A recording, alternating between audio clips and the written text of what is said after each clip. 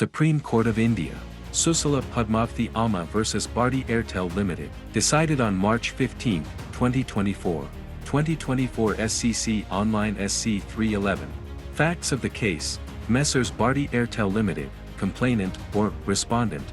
1 Messrs Fiptal Telecom Solutions, India, Private Limited, hereinafter referred to as Fiptal Telecom Solutions, or Company, had approached the respondent intending to obtain telecom resources for the purpose of transactional communication and requested the complainant for allotment of telecom resources for the said purpose, whereupon the parties entered into a service agreement, vide which Fiptal Telecom Solutions had to pay Rs 14 lakhs as fixed monthly recurring charges to the respondent that Fiptal Telecom Solutions owes a sum of Rs 2,55,08,309 in lieu of the service provided to it by the respondent.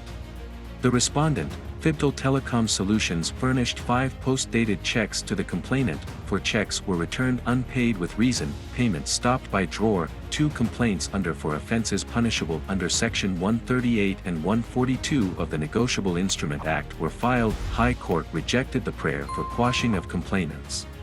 Findings of the court.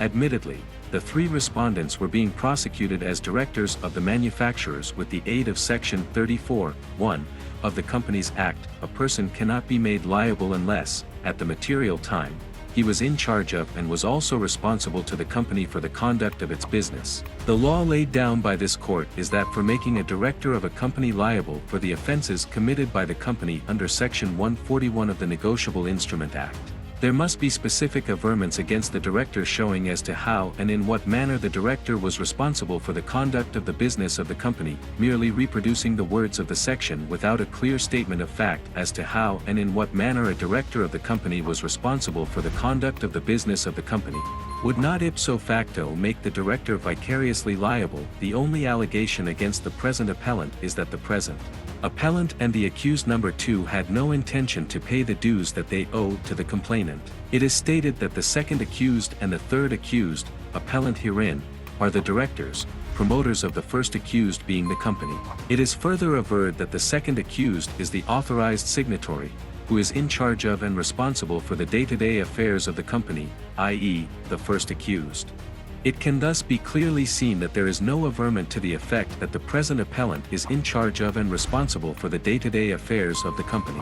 It is also not the case of the respondent that the appellant is either the managing director or the joint managing director of the company. The averments made are not sufficient to invoke the provisions of Section 141 of the Negotiable Instrument Act. Qua the appellant, appeals deserve to be allowed. The proceedings are quashed and set aside qua the present appellant.